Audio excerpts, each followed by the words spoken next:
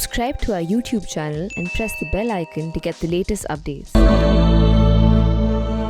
I'm with Navdeep Suri, India's former High Commissioner to Australia and Distinguished Fellow at the Observer Research Foundation here in New Delhi, and Rory Medcalf, Professor at the National Security College at Australia's National University and author of The Indo-Pacific Empire, China, America, and Contest for the World's Pivotal Region.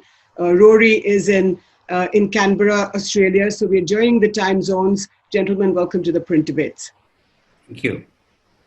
So today we're talking about AUKUS, AUKUS, Australia, UK, US, the new sort of alphabet soup that's shaken up international realpolitik.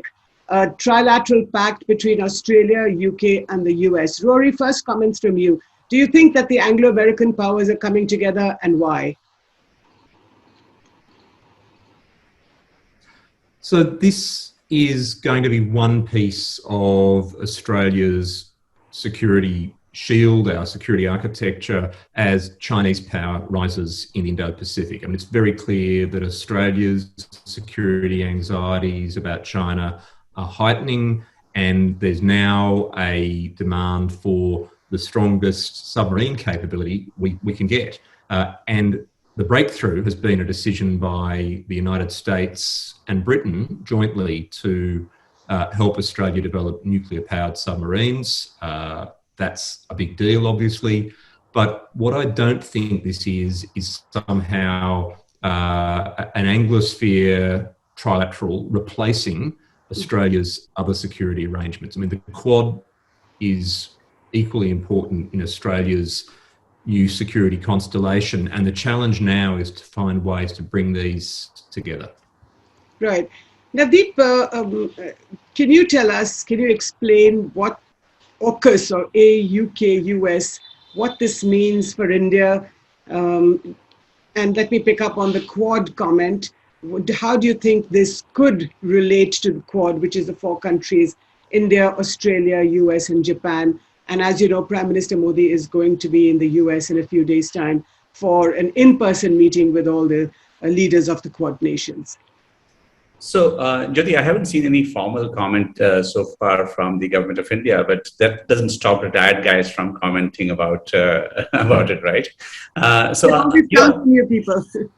So I really think it's a very positive development from India's long-term strategic interests perspective.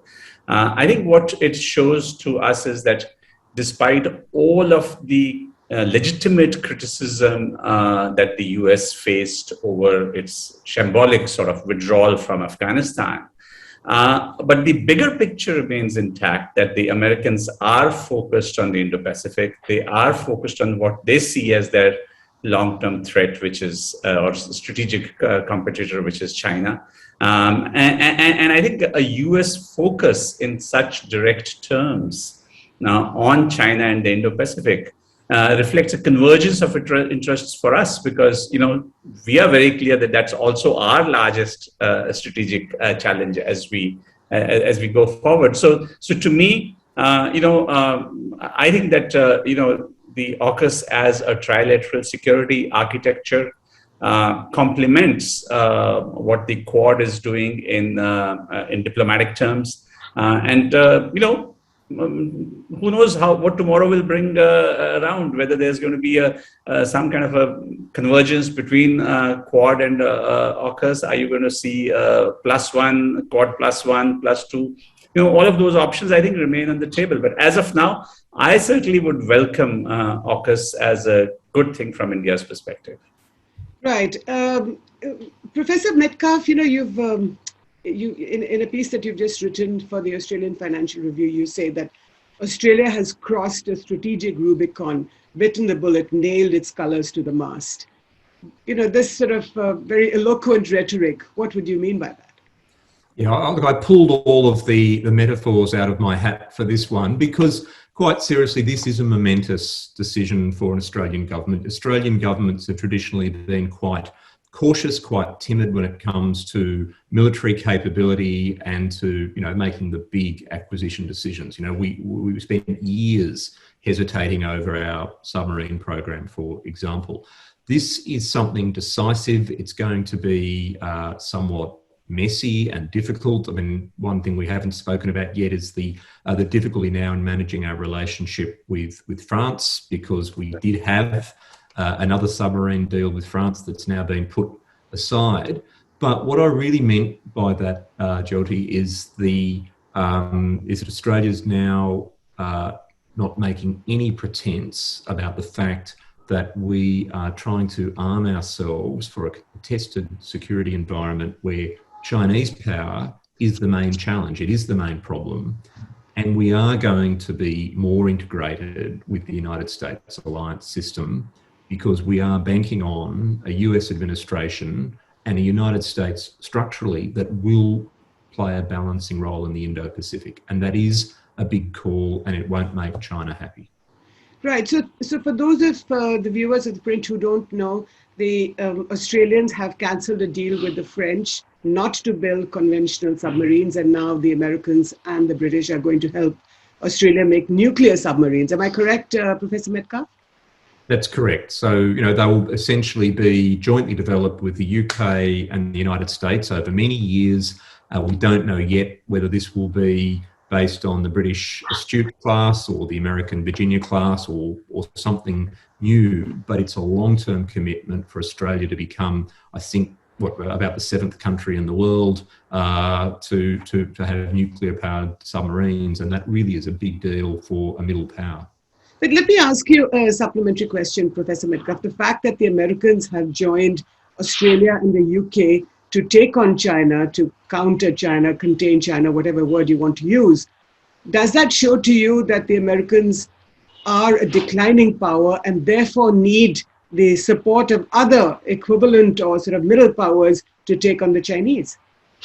That's an interesting argument. And look, I think America would have to decline a very long way to no longer be a balancing power in the Indo-Pacific. So I think it's prudent statecraft to build your coalitions. It makes sense for the Americans to work with others. And I think it's in our interest to give good reason for the United States to be a present power in the Indo-Pacific. I should add, there will be, I think, an Indian Ocean dimension to all of this, because chances are that what we'll see in the years to come is an Australian nuclear-powered submarine force developed with the Americans and the British operating in the Indian Ocean. And I'd like to think that's really about complementing what India does to protect this regional commons. So I don't think it matters whether or not the US is in relative decline. The fact is, it remains a superpower and it remains present in this region, and we're determined to keep it that way. Right. Ambassador Suri, can I ask you to pick up on what Professor Medcalf just said? He says it complements, he hopes that India will complement this triangle. But to my mind, the Indians have leased a Russian nuclear submarine. The first time this was the INS Chakra in the late 1980s. The second time around, I think the INS Chakra was leased for a few years and it has just gone back to Russia. So you have, or you want, the capabilities of a Russian nuclear submarine, but your other Quad partners, or at least two of your other Quad partners, are going in another direction as far as the nuclear subs are concerned. So isn't there a contradiction in terms? I mean, what kind of convergence can there be? I don't see it that way, Jyoti. Firstly, we are building our own nuclear-powered submarines. That project has been going along for a while, and it's assisted by the Russians, may I add? Well, doesn't stop us from collaborating with others. And I think the kind of exercises that we've had with the Australians, I think in the last AUSINDEX, if I remember correctly, in the Bay of Bengal, you had an Australian submarine working with us over there. So look at it from a different perspective. We've just had our first ever ministerial 2+2 with the Australians. Right. I was there 5 years back, and at that time we were dragging our heels over it. And this is what China has done to both Australia and India, in a sense that, it's nudged us to start doing things that we saw beyond the pale very few years back.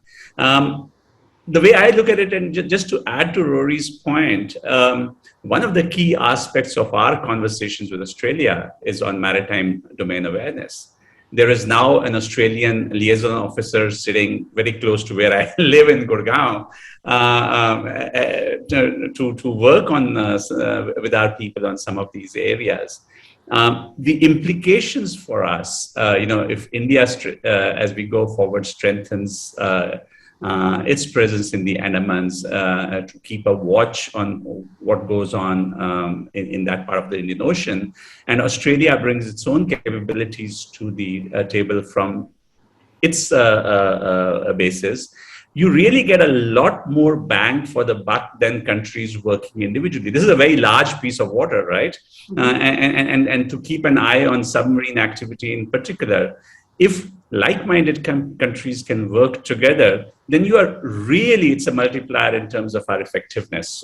So I think, I don't see a problem with it. I think that the conversation is already taking place. And the more capacity that we can build together on maritime domain awareness, the more effective we will be at keeping Chinese naval power out of the Indian Ocean. What kind of conversations are taking place? Is it that conversations with India, Australia, UK, and the US, are they talking to India already on sort of expanding this potential partnership? No, I think, I'm talking about the India-Australia conversations that have been taking place on this for a while. And I'm talking about our very clear, very stated efforts to develop our capabilities in the Andamans. We've neglected them for a long time. And, they are so strategically positioned that, they really give us the capacity to keep a watch. Remember, the great thing about submarines is that they can sneak away underwater, but there are only few channels where they can do that. And if you can keep a tab on those channels, then you are in a much better position. So, Professor Medcalf, would you say then that the withdrawal from Afghanistan, this very sort of shambolic withdrawal, as Ambassador Suri characterized it, still continuing, but it's sort of, we're seeing the end of it. The denouement was quite ugly. Now, would you now say that the Americans will concentrate their energies, like Australia and the UK, and that you will focus on China? And what is it that you're so worried about? I mean, you still trade with China quite a bit, although some of that has come down, but it's still your major trading partner. So, look, there's 2 points there. I mean, no question the withdrawal from Afghanistan has been a mess. It's been badly handled. I think there's a lot of sorrow and anger about that in all of our countries. At a structural level, at a strategic level, for many years now, I think there's been a recognition in the United States and in Australia too that China is the emerging challenge, and it's a challenge to us, it's a challenge to you, it's a challenge to world order. And this is not about conflict or war. We want to deter China from doing adventurous or stupid or coercive things, but it's about building that coexistence so that we can get stability in the long run.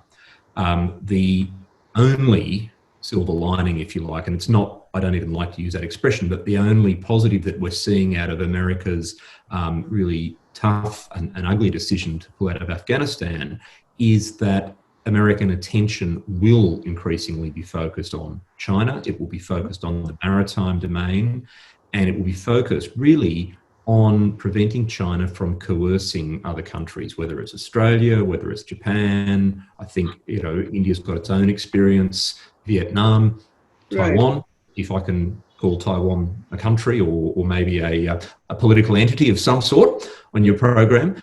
And that's in the interests of world order.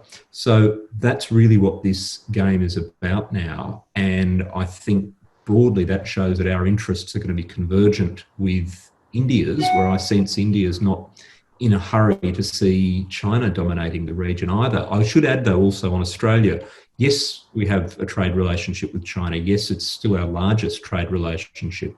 But there has been a sea change in Australian thinking about China over the past 5 years. I think, Navdeep, you saw some of this during your time here. And that is that risk now outweighs opportunity in the China relationship. We're not counting on the trade relationship in 5 or 10 or 20 years from now looking like the one we have today, we're diversifying. And I think in a security sense, in an economic sense, in a technology sense, Australia is looking much more openly for our partners than we would have 10 or 15 years ago. And China is the main focus of that. Right. Ambassador Suri, External Affairs Minister Jaishankar is in Dushanbe at the Shanghai Cooperation Organization meeting, which is a China-led organization. He met the Chinese Foreign Minister Wang Yi. And if you look at his tweets, he sort of actually, the tone is quite interesting because it's more positive. The Chinese are still sitting in Ladakh on Indian territory. It's been over a year now. But Mr. Jaishankar says that India and China can be an example to Asia, and I imagine the world. So isn't that interesting? Do you think that his tone has changed? Because we saw some, much harsher tweets and comments coming out over the last year, soon after the Chinese intruded into Ladakh. I don't know if I've ever seen a harsh comment after a diplomatic meeting. I think all meetings, prima facie, tend to be successful, and the examples to the contrary are rare, like happened between the US and China some time back soon after the Biden administration had come in. It's rare for two sides to disagree publicly after a meeting. I think, look, I would take that just as standard diplomatic practice and not read too much into it. But on Rory's, we were discussing about trade. And I had the opportunity to meet Prime Minister Tony Blair when he was here a few weeks back as a special envoy on India. And I know that he was meeting our Commerce and Industry Minister and Finance Minister and Prime Minister and others to push for the free trade agreement. In the 2+2 now, we've kind of committed ourselves to an early harvest agreement by December this year, which for India on trade matters is supersonic speed. I just feel that while we are talking about strategic and defense issues, it is really crucial to look at the economic and commercial side of it. I know that so far, Australian exports to China of critical minerals, of iron ore, of coal, etc., may not have been affected that much. And then they've picked the soft targets of first. But there's only so much wine that I can drink to compensate for the lost markets, Australian wine. I really think that countries need to think strategically as well in terms of their economic relationships with China, so that it doesn't play off one against the other. In what way? How would you do that? I was seeing reports that some of the China, for example, is stepping up its purchase of key minerals that it was earlier buying from Australia. It is looking at other markets. Now, those markets could be Brazil, it could be India, it could be others. And I think this is where we need to be more strategic in our conversations. That if we are talking about a common challenge, then that common challenge is not just military; it is also economic. Rory, would you agree that countries should work together to ward off the Chinese trade challenge, for example, as well? Yeah, look, I think that's the direction that a lot of policy conversations will move. It's incredibly difficult. I mean, the idea is, in theory, having something like and I know India is not into military alliances, but let's use the NATO analogy, having an Article 5 of the NATO alliance where essentially an attack on one is an attack on all.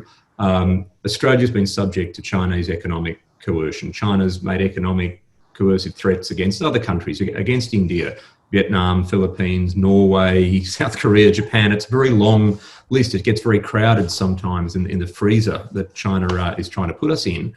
What do? It's very difficult for governments to tell corporates in the private sector, don't do business, don't seize this commercial opportunity because our strategic partner is being threatened. But there can and should be enough ingenuity in our diplomacy to develop essentially a kind of a playbook of policy positions that we take when Like what, for example? When one country in the group is threatened, if you like. So it could well be with sanctioning particular individuals or entities. It's not about wholesale economic sanctions. It could be, for example, about an agreement at least to consult with one another so that we can at least identify ahead of time which areas are going to be targeted by China as it seeks to substitute for those purchases that it's not making due to its sanctions. And it could well be that in the end, our business sector, we don't stop our own business sector, but we give them the full picture, we give them advice, and we basically give them a clear sense that, yes, this may be your turn to seize the opportunity China is offering you, but you know the risk.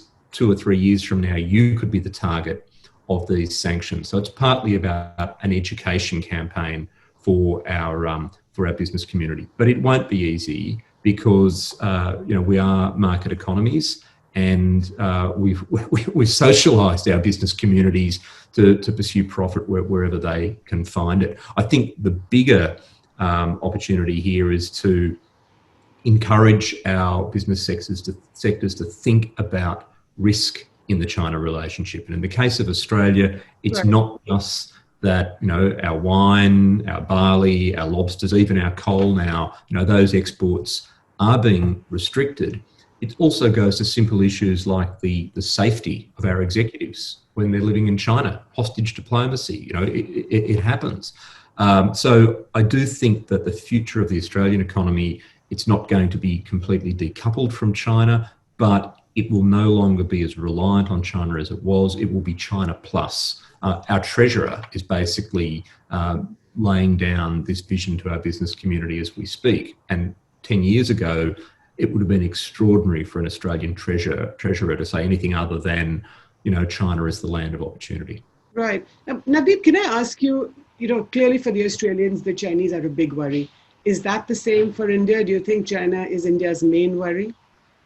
Yes, it is, and not just the fact that they are sitting in parts of Ladakh or taking postures elsewhere. To build on what we were discussing and to get a little bit specific or granular on it, take the case of India and Australia conversations on critical minerals. Take lithium as an example. We have a huge, very ambitious plan to develop electric vehicles. Everybody seems to be getting into that game. And you'd need, as of now at least, until other technology options emerge, you need lithium. Now, 90% of the lithium that you see comes from China, even though the ore comes from Australia and it goes to China and gets processed over there. So the conversations, if we want to reduce our dependence on one source, and that's why these conversations on supply chain resilience, on building alternate channels so that you're not critically dependent on one country, one source for something that you badly need. I think, this has always been common sense, but the proclivity of the Chinese to use trade as a coercive tool has just focused the minds a little bit more, that all of us could be vulnerable to this. So I think these, in critical minerals, is an example that I'm giving you where it's important. But Navdeep, India has traditionally been very shy. You've fought shy of being part of alliances or partnerships. I mean, there's so many words in the English dictionary. You are a part of the Quad. Now, would you like to be part of AUKUS? I'm not sure if the Australians or the British or the Americans are asking, but would you be? No, I don't think we are ready for that, frankly. And I think our position will continue to remain a little bit different, even though, as I said, it's evolved a lot the last 5 years. But, none of the other countries have China sitting on 3,000 kilometers of border. For us, it's a reality. And so we will always be mindful in terms of our national interest on how far we go, which way we go. You referred to the meeting between our External Affairs Minister and the Chinese Foreign Minister and his language there. And that's reflective, there's this reality that we have to deal with on our border, which is different from, say, the US, which is sitting a long ways off, or Australia, which has got a bit of ocean in between them. I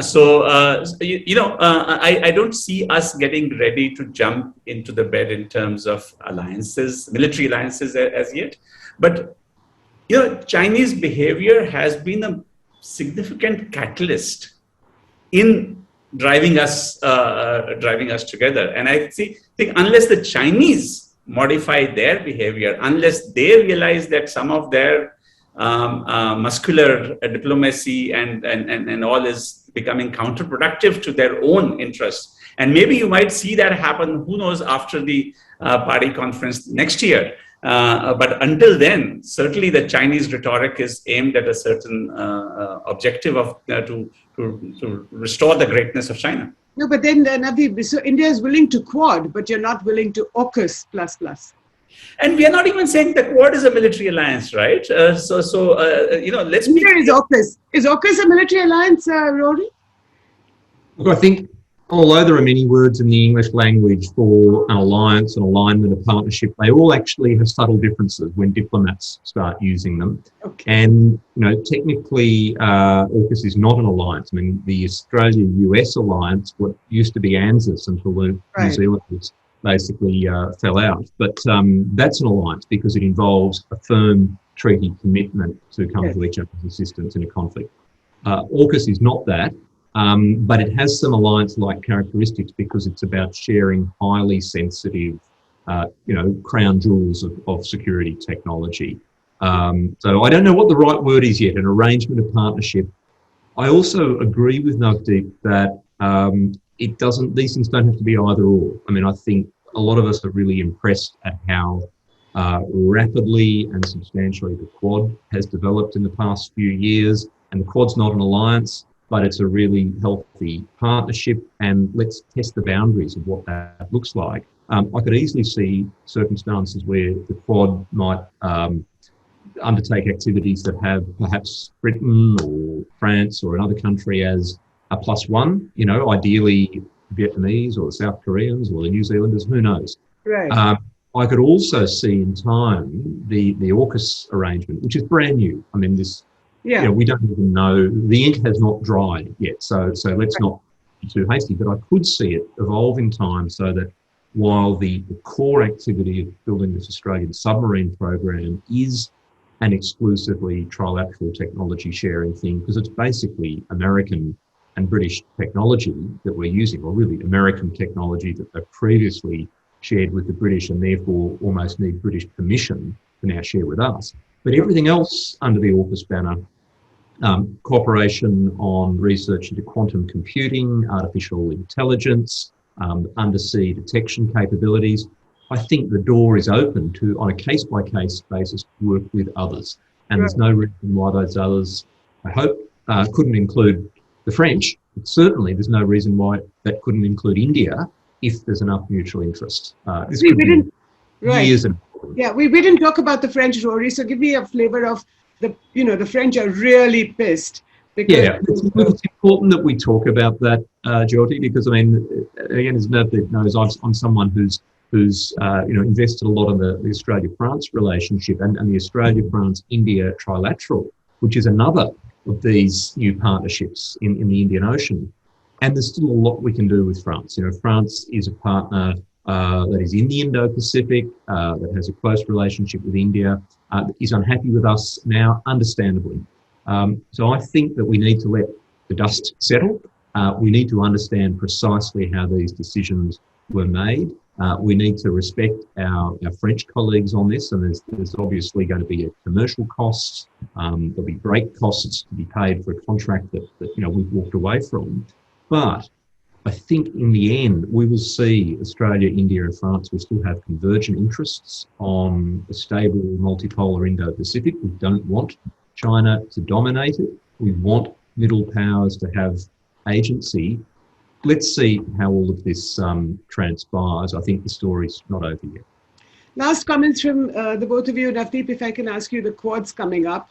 Your expectations of the Quad. Obviously, they will talk about AUKUS and Afghanistan, but your your view, how do you see the two integrate? And then France, how do you look at, a very angry France with Australia? The Australians have just cancelled a submarine deal. So I think if we take France first, France has every reason to feel miffed at this. They've been shortchanged. The fact that this was kept under wraps and they were not consulted, even though they are a close partner. What does that mean? What does that mean to you? I think what it means is that three countries got together, maybe with the US taking the lead in this case, and Australians being quite willing to go along with it, to move ahead in something that was expedient and strategically important, but expedient as well. I was witness to some of the debates that took place in Australia in 2015, 16, and before that about conventional subs versus nuclear subs. And Australians thought long and hard about it, I think, before deciding that they would go in for very customized conventional subs that the French would build for them.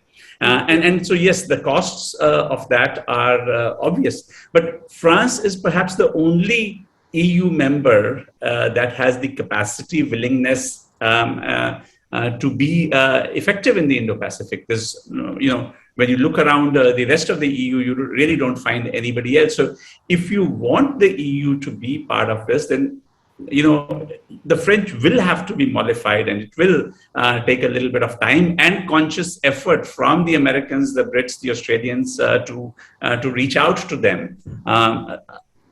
Right. I don't see that as an insurmountable thing with the passage of a little bit of time. On the Quad versus AUKUS, I really think it's too early for us to start thinking of the two converging. I'm simply saying that don't rule out things in the distance, but for now, the great accomplishment is that the Quad is having a physical summit in Washington, D.C. That itself is a big deal, because at the end of the day, it is about signaling that to the Chinese that certain behavior has certain costs. And the costs are becoming visible to them. So whether it changes by behavior or not, but at least the fact that the four countries are meeting together at the summit level is itself a very strong message. But Rory, the Chinese will be crowing that the Western powers are squabbling amongst themselves over Australia's nuclear, over Australia's sort of deal with the French. Yeah, look, I think this is not a new experience. I mean, in what Navdeep politely didn't mention is that in 2016, when Australia chose the French submarine, we had sent signals politically to the Japanese that we might actually choose their submarine. And so there was briefly a moment of bitterness in the Australia-Japan relationship as well. And I'm not going to talk too much about the defence industry, because I know there have been times where India and other countries have also changed their minds on some pretty big deals, because in the end it's about capability, it's existential. But the Japanese got through this, Australia got through this, and what we have in the end is that gradually Australia's moving towards a much more substantial military capability, a larger web of allies and partners, even if we're having our own differences, are all at least getting a convergent sense that China is the challenge here. And so the more China tries to exploit this short-term unhappiness and bickering, the fewer favours it does for China in the long run. I think that Australia's new submarine fleet or other capabilities, quantum, AI, stronger maritime capabilities, are driven, of course, by concerns about Chinese power. India's modernising, Japan's modernising, the United States is present in the region. Right. China has really created and generated a lot of this activity. It has only itself to thank for the Quad and AUKUS. And I think in the long run, if we have smart diplomacy and perhaps better diplomacy than we've shown towards France this week, we will have over time a pretty formidable international coalition to balance Chinese power. That's still, I think, the long game in the Indo-Pacific. Right, gentlemen, thank you both for your time. We'll have to leave it here, but we'll be watching the tea leaves as they unfold over the next few weeks. And the Quad, we'll be watching that summit very closely as the leaders of the 4 countries, Australia, India, the US and Japan, meet in Washington, D.C. in a few years' time. Thank you so much for joining the Print Debate. Thank you, Jyoti, and it's always a pleasure to see my good friend from down under. Thank you, and likewise. Good to see friends in India, and stay well.